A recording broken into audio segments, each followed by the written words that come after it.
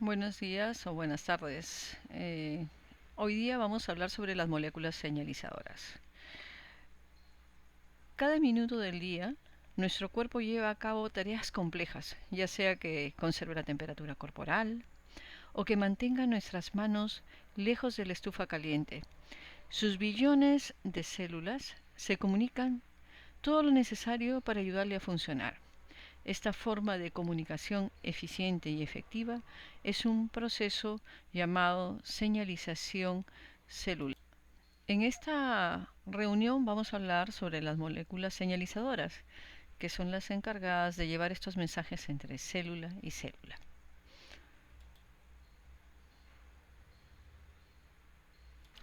Pongamos este ejemplo.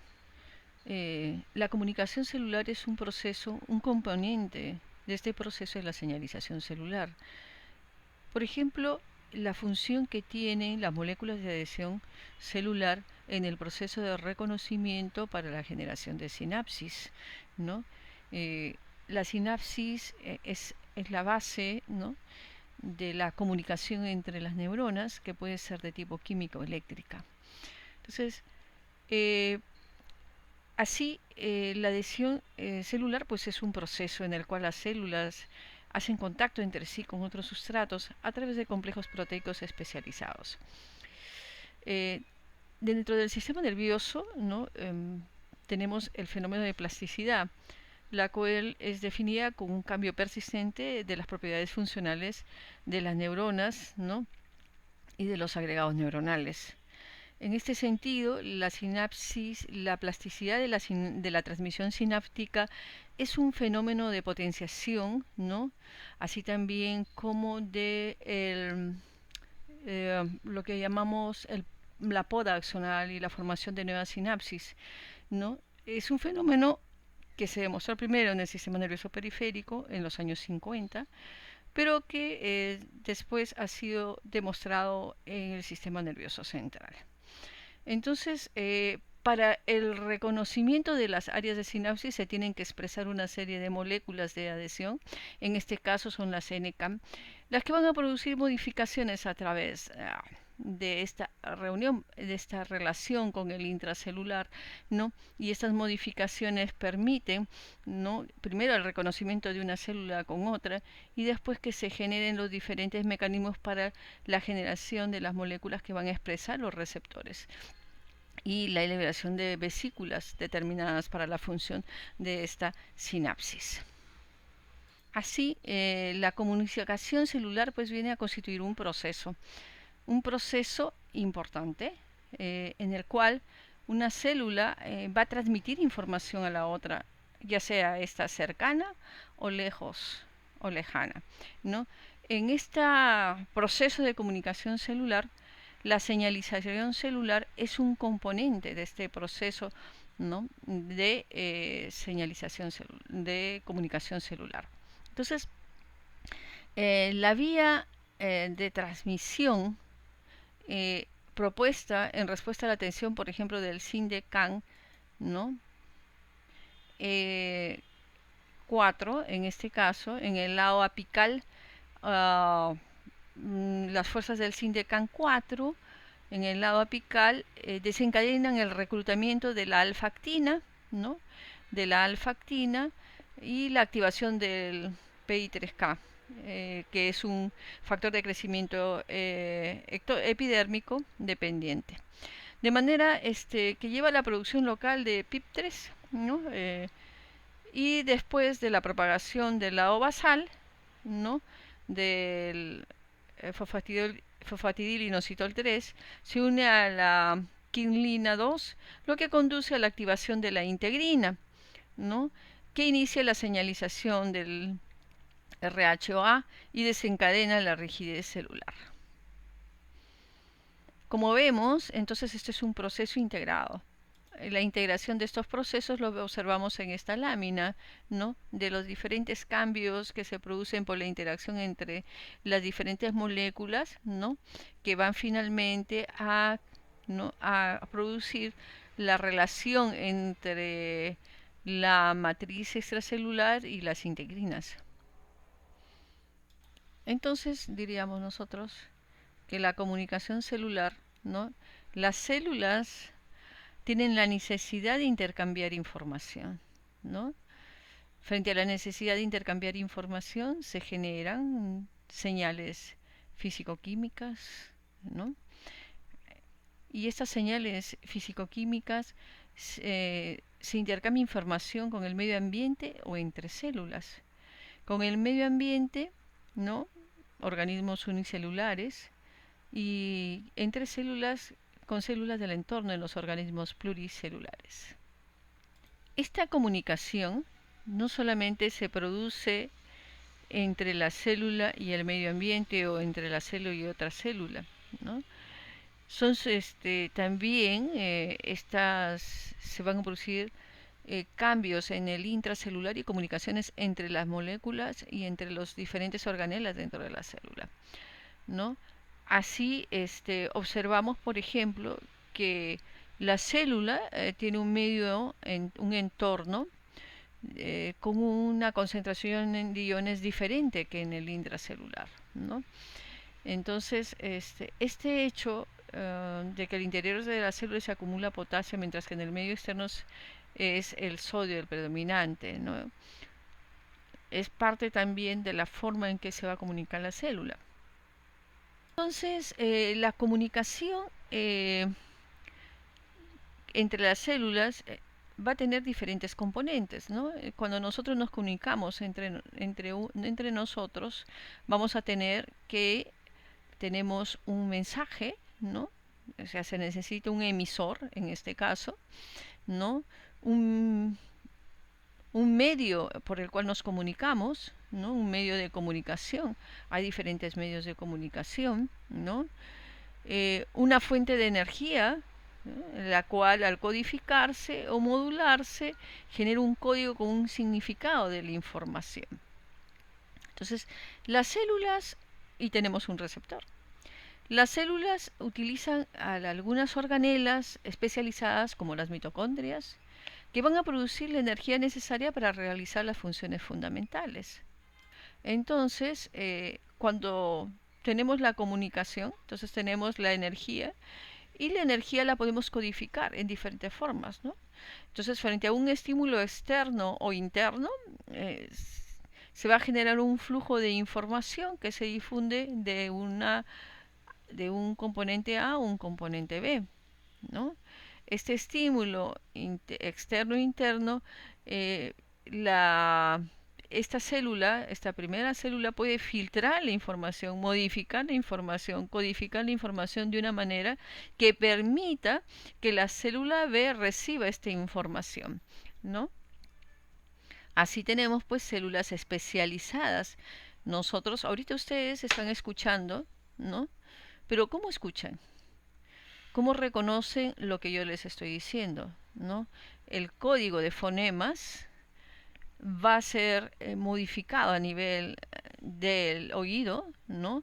Y esta energía mecánica va a ser transformada en energía eléctrica y esta energía eléctrica, la forma o los impulsos y cómo se transmite, va a ser identificada a nivel de la corteza, ¿no?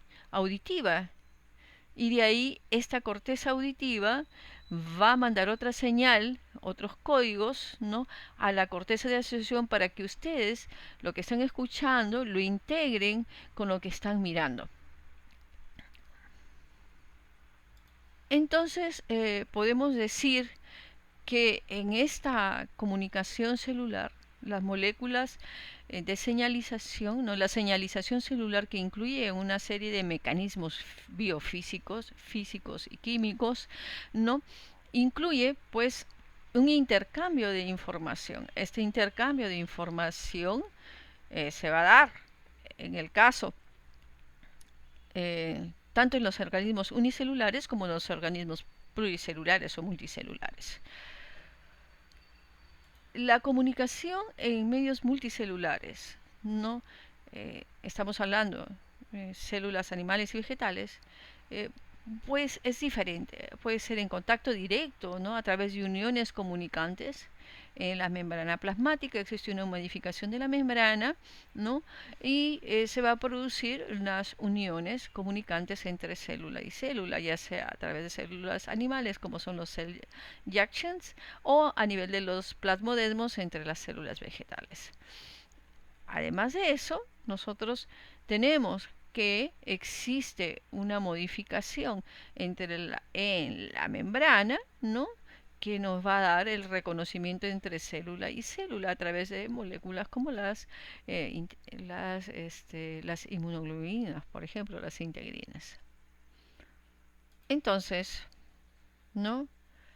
Si nosotros tenemos una molécula en el extracelular, que es la señal, vamos a tener en la membrana externa plasmática un receptor. Este receptor va a reconocer esta molécula. Pero este receptor está sujeto, ¿no? O ya está programado a que produzca modificaciones para transmitir y traducir esta señal hacia la activación de la respuesta celular. Este proceso de traducción involucra una serie de moléculas, ¿no? Que son las que van a transmitir, ¿no? Las señales, ¿no? Que ha recepcionado el receptor, ¿no? Y esto va a producir una respuesta que es la activación de la respuesta celular. Esta comunicación entre una célula y otra se puede hacer a diferentes distancias, a grandes distancias o a cortas distancias, ¿no? Donde tenemos que la célula transmisora, ¿no? Vamos a tener el transmisor y la célula receptora. En este caso, por ejemplo, este es el modelo de una sinapsis química, ¿no? En el que tenemos acá la neurona, el botón presináptico, la membrana presináptica, la membrana postsináptica, tenemos la liberación del neurotransmisor que va a relacionar con un receptor a nivel de la membrana postsináptica. Ahora también puede producir a distancias largas y en este caso estamos hablando, ¿no? De por ejemplo, una célula endocrina, ¿no? Puede ser la glándula tiroidea, por ejemplo, ¿no? Eh, que va a producir una hormona, la tiroxina o la T3 o la T4, ¿no? Y esta va a ser liberada a la sangre. Esta molécula va a circular por la sangre y va a llegar hacia las células receptoras, donde va a tener un receptor a nivel ya sea de la membrana o en el intracelular, ¿no? Dependiendo de las características de las moléculas de la célula blanco, ¿no? Entonces, igual, ¿no? Entonces, como en la anterior, tenemos entonces una célula emisora, ¿no?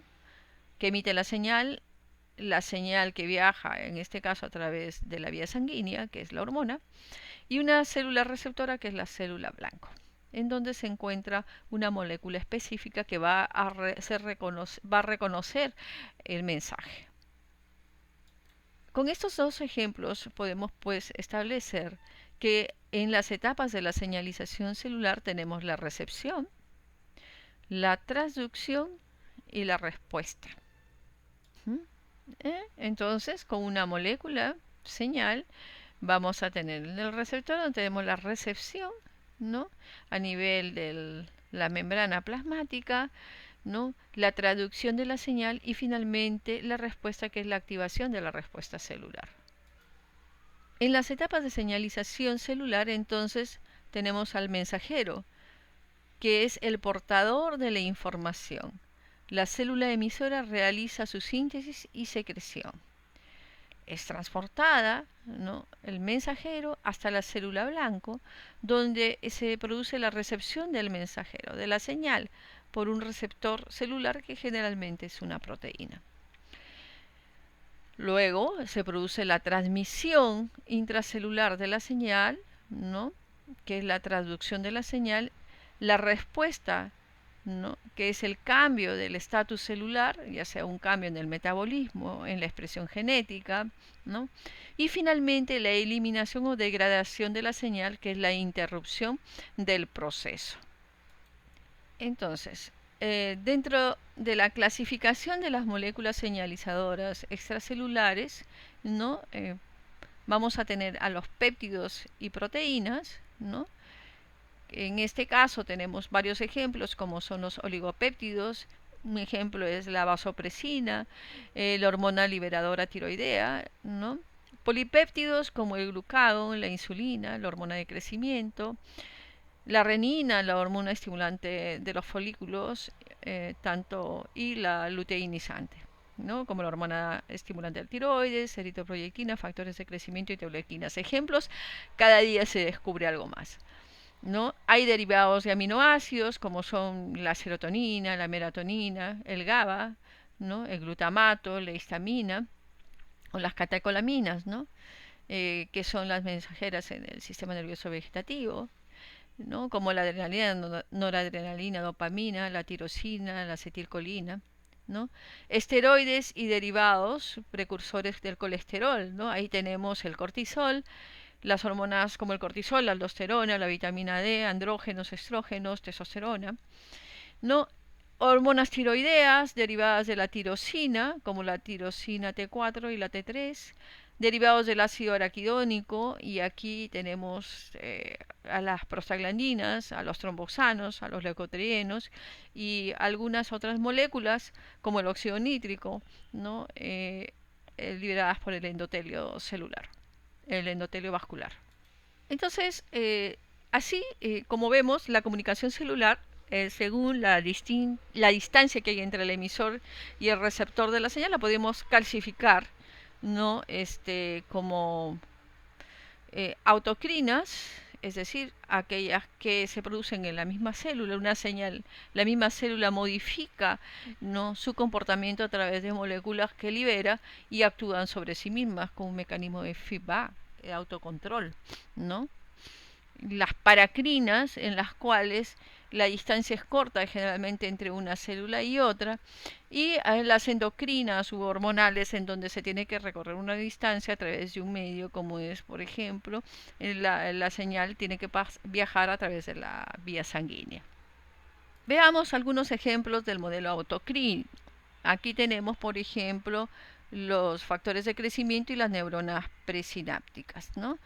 En la neurona presináptica, aquí tenemos el receptor, la molécula señal libera la molécula señal, la célula, y esta actúa directamente sobre los receptores de la misma célula para modificar su comportamiento, ¿no? Por ejemplo, acá veamos, esta es una célula presináptica, esta es una postsináptica, esta es la membrana presináptica. Entonces, aquí se libera el neurotransmisor, ¿no? Va a actuar directamente sobre la neurona postsináptica, puede activar una serie de canales o de receptores, una serie de respuestas, ¿no? Que van a modificar también la respuesta de esta célula postsináptica, ¿no? Que con estas señales, y modifica, por ejemplo, la expresión en la cantidad de receptores que tiene la membrana.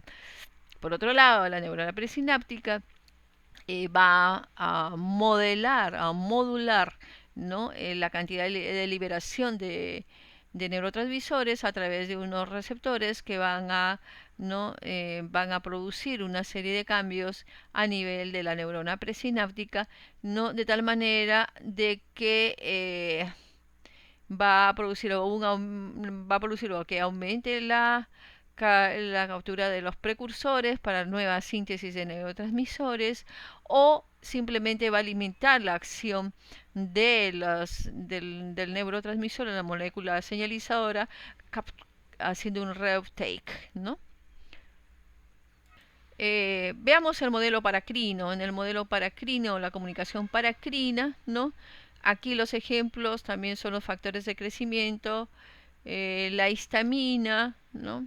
Los eicosanoides como las prostaglandinas, leucotrienos y tromboxanos, y la sinapsis, ¿no? En que una célula se comunica con la otra.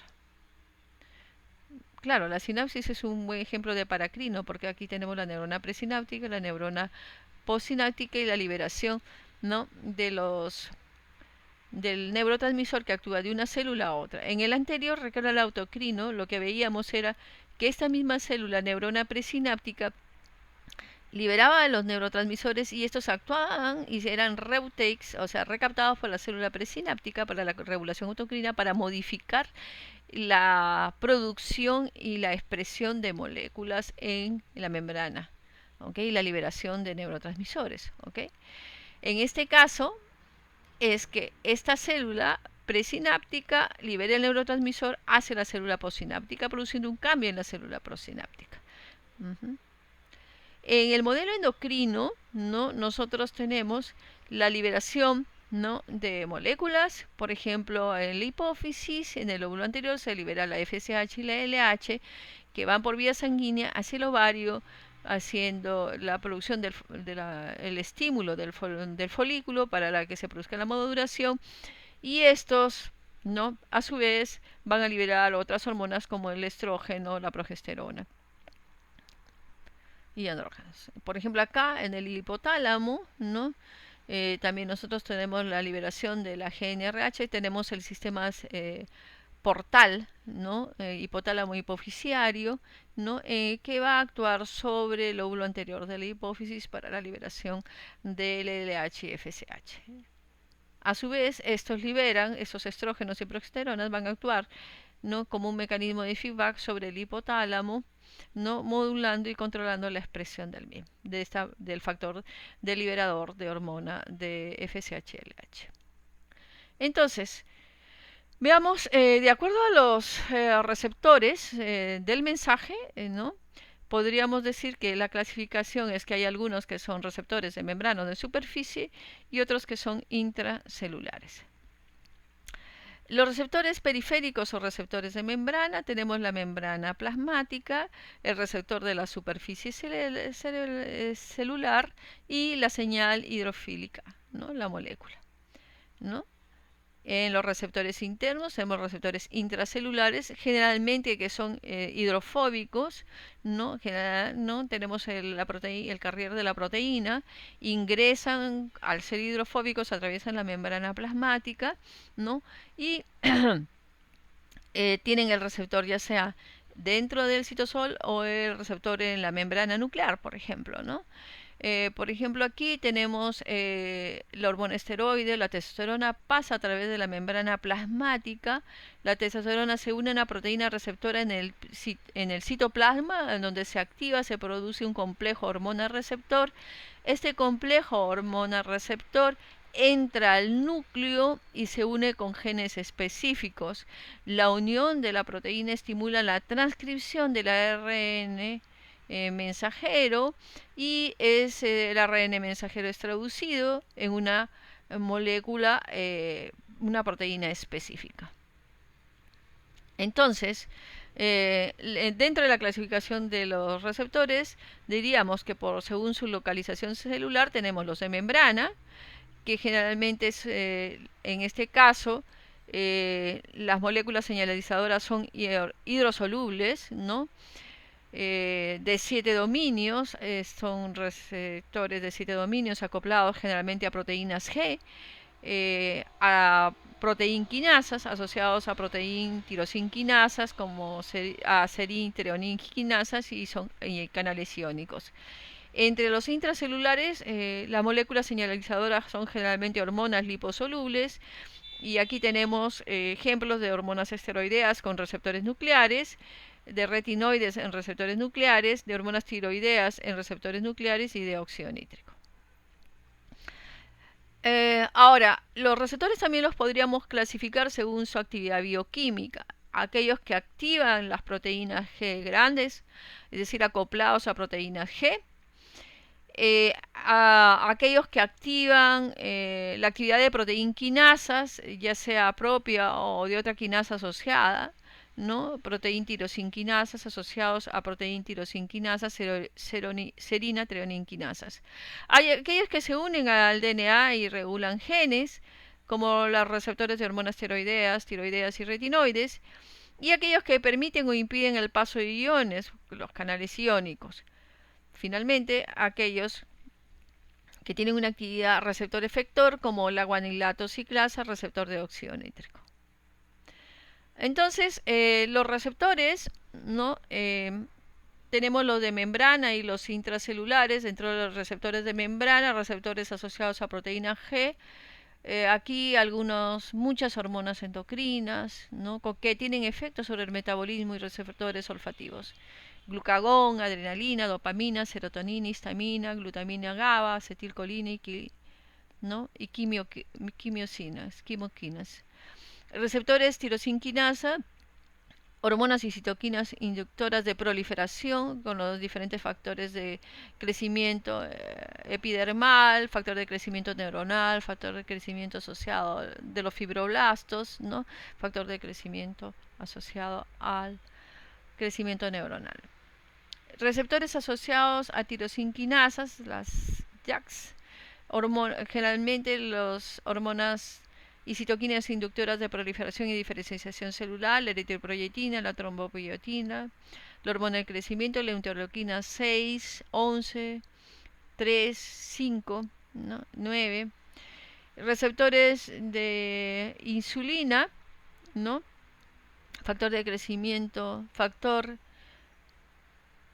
el receptor es el insulin gran factor 1, ¿no? Insulin gran factor 2, receptores de sorinquinasas, aquí tenemos citoquinas y hormonas relacionadas con la diferenciación, relacionadas a la apoptosis, al metabolismo, no, pero normalmente no señalizan cambios metabólicos importantes ni inducen proliferación celular. Receptores del factor de crecimiento tumoral, factor de crecimiento tumoral beta, factor de crecimiento óseo, ¿no? Receptores de canales iónicos, aquí la angiotensina 2, el GABA, la acetilcolina, ¿no? Su receptor nicotínico. Entre los intracelulares tenemos aquellos que los receptores como la guanilato ciclasa con el óxido nítrico y receptores nucleares, glucocorticoides, estrógenos y andrógenos. Entonces, los receptores periféricos de membrana, ¿no? Son proteínas que poseen lugares específicos y se encuentran en la membrana plasmática en la mayoría de los casos. Tres tipos principales de receptores de membrana. El receptor asociado a un canal iónico, el receptor asociado a una actividad enzipática y los receptores asociados con la proteína G. El mecanismo es que el ligando se va a acoplar al receptor provocando una señal dirigida al intracelular mediante segundos mensajeros, ¿no?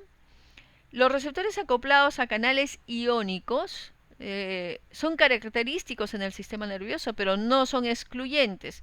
Son responsables de la transmisión rápida de señales a través de la sinapsis del sistema nervioso y transforman las señales químicas en señales eléctricas, ¿no? Los receptores relacionados con actividad enzimática, ¿no? Aquí tenemos a la tirosincinasa, que es una proteína de la membrana con alto contenido de tirosina. El mensajero va a provocar un acoplamiento del dímero de tirosina y la activación que se completa al fosforilarse, ¿no? Lo que permite acoplar una proteína transmisora previamente inactiva, ¿no? Que el proceso continúa con la respuesta celular. Aquí tenemos algunos aspectos, por ejemplo, la proteína G, ¿no? Inactiva. El receptor del estímulo se produce con la liberación de un fosfato, ¿no?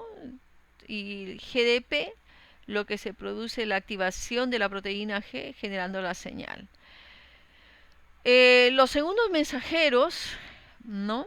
Los receptores segundos mensajeros, aquí, por ejemplo, la tirosina, ¿no? Que es la proteína señalizadora serina treonina, que está inactiva, ¿no?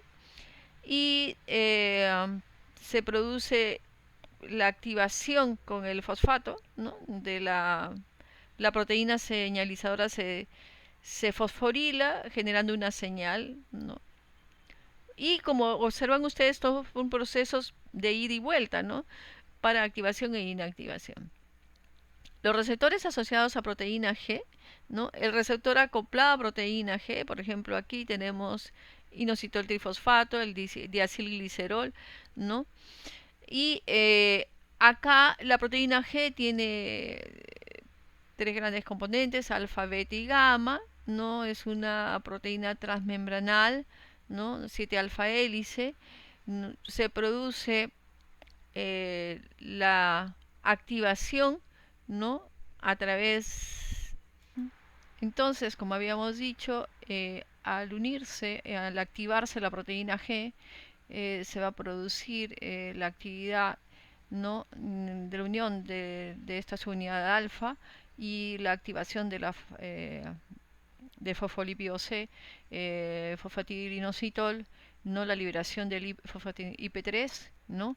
Y la liberación de moléculas señalizadoras que van a actuar en este caso sobre los canales iónicos, produciendo, por ejemplo, la liberación de calcio. Al producirse la liberación del calcio, ¿no? Este se une a la proteína quinasa, la diacilglicerol, y produce la fosforilación de proteínas diana.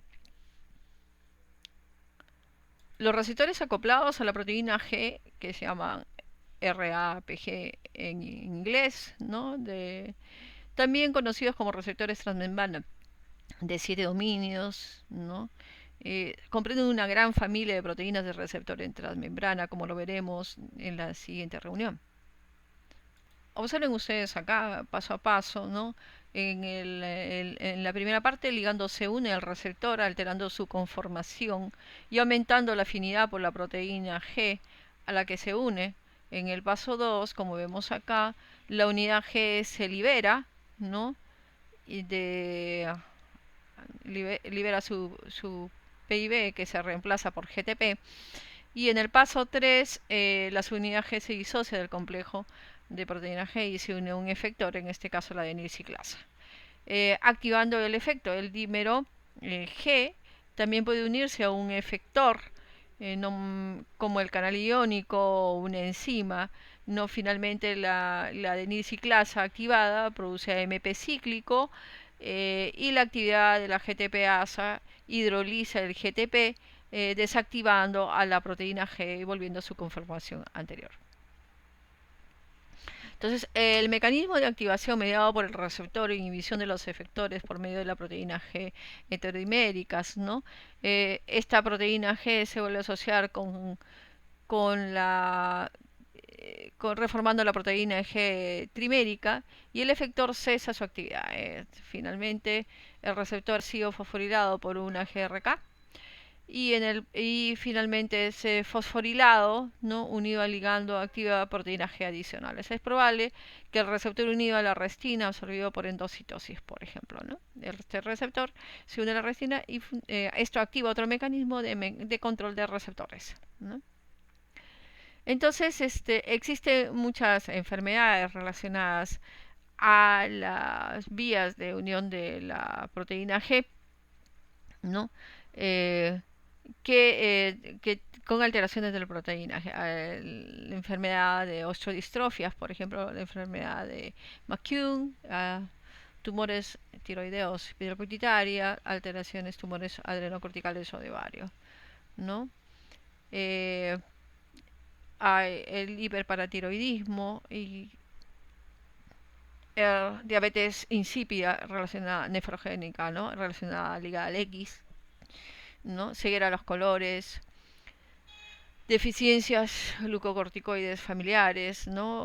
Obesidad, estatura corta, aparición temprana de velocidad, disminución de la fertilidad, entre otros, ¿no? Entonces, el otro aspecto es los segundos mensajeros, ¿no? Como resultado de la descomposición inducida por ligandos de fosfoinositol, ¿no? En la bicapa lipídica. Aquí nosotros los grupos fosfatos, ¿no? Son añadidos por las lipidoquinasas alfa-fosfatidilinositol, ¿no? Para formar el PIP2, ¿no? Cuando un receptor recibe el estímulo, el receptor unido al ligando activa una proteína G heterodimérica que contiene una subunidad, ¿no? De la proteína G, que activa la enzima fosfolipasa C, ¿no? Y esta activación de la fosfolipasa C cataliza la reacción dual del fosfatidilinositol, ¿no? El PO se divide en diacilglicerol e inositol, ¿no? Diacilglicerol e inositol, y eh, el diacilglicerol recluta la proteína quinasa a la membrana y activa la enzima, ¿no? El inositol trifosfato se difunde al citosol, donde se une con un receptor de IP3, que es un canal de calcio, ¿no? En la membrana, ya sea del retículo endoplásmico, ¿no? La unión del IP3 a su receptor va a provocar la liberación de iones calcio al citosol,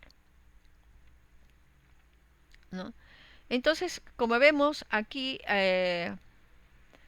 ahora, los receptores de la proteína G van a ser, tiene mecanismos de control de los receptores, ¿no? En este caso, observamos cómo la unión del receptor a la restina va a hacer que se activen los mecanismos de endocitosis, ¿no? Hay un recubierto de clatrina para el reconocimiento por parte del lisosoma, ¿no? Finalmente se genera la eliminación del receptor. Entonces es un mecanismo, ¿no? De control. Entonces sí, los brotes recubiertos de clatrina se transforman en vesículas recubiertas de clatrina que entregan su contenido unidos al receptor, ¿no? De proteína G a los endosomas. Cuando se presentan en los endosomas, las arrestinas pueden servir como anclaje para el ensamblaje de complejos de señalización unidos, los que se activan en la cascada de la MAP quinasas y el factor de transcripción RK, ¿no? Alternativamente, los receptores de proteína G pueden administrarse a los lisosomas, donde se degradan, ¿no? O pueden devolverse a la membrana plasmática nuevamente, ¿no? En un endosoma de reciclaje, ¿no? Donde luego pueden interactuar con nuevos ligandos extracelulares. Entonces, así pues tenemos que son los diferentes mecanismos de control de los receptores de proteína G. Entonces, la traducción de los mensajes es la transmisión del mensaje desde los receptores hacia las moléculas en el interior celular. Esto se magnifica, pero también es coordinada y regulada por una serie de cascada de eventos de fosforilización. Ahora, es importante recordar que este proceso, ¿no?, de respuesta se da en un tiempo determinado, ¿no? Entonces, cuando la señal extracelular interactúa sobre un receptor en la proteína de la membrana, se genera una serie de mecanismos, de señales, ¿no?, que van a cambiar la función de la proteína, ¿no? Y esto se produce en forma rápida, ¿no?, en menores de en segundos o minutos, ¿no? Y esto va a cambiar la actividad de los diferentes mecanismos citoplasmáticos y eso produce un cambio en el comportamiento de la célula.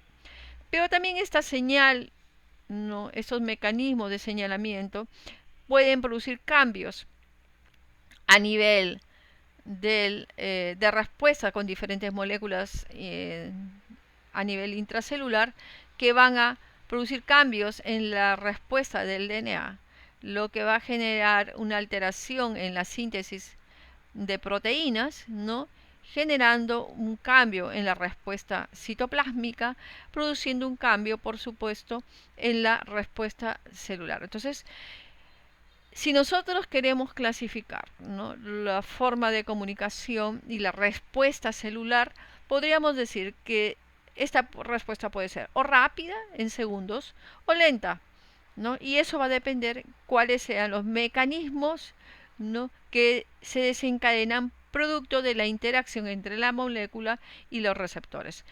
Pero eso va a depender, por supuesto, de qué es lo que la célula quiere y qué es lo que la otra célula quiere, ¿no?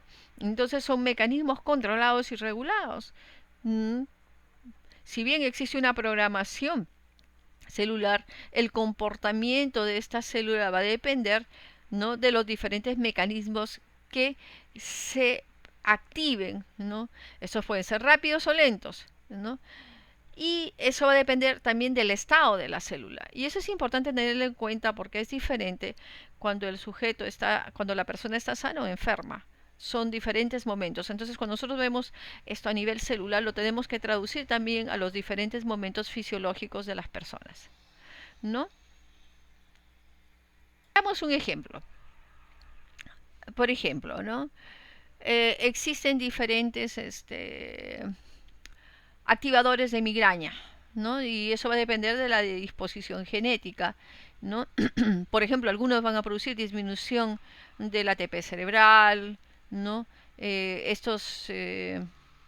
Disminución del glucógeno cerebral, otros se produce por aumento del estrés oxidativo, ¿no? Aumento del estrés nitroso-activo. Y esto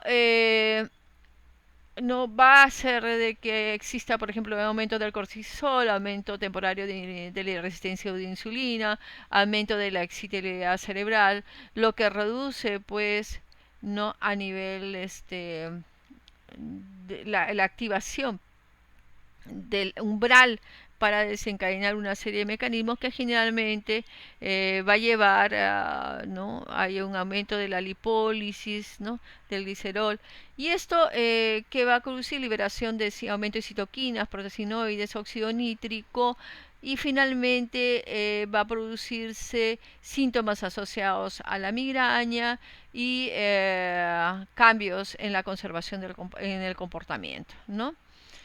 Finalmente, esto puede, dependiendo, ¿no?, de los mecanismos de control, va a generar o que se controle o que se desencadene o se genere un estatus migrañoso, por ejemplo, ¿no? Como vemos, los diferentes mecanismos de respuesta que se van a activar frente al proceso de salud o enfermedad va a ser diferente.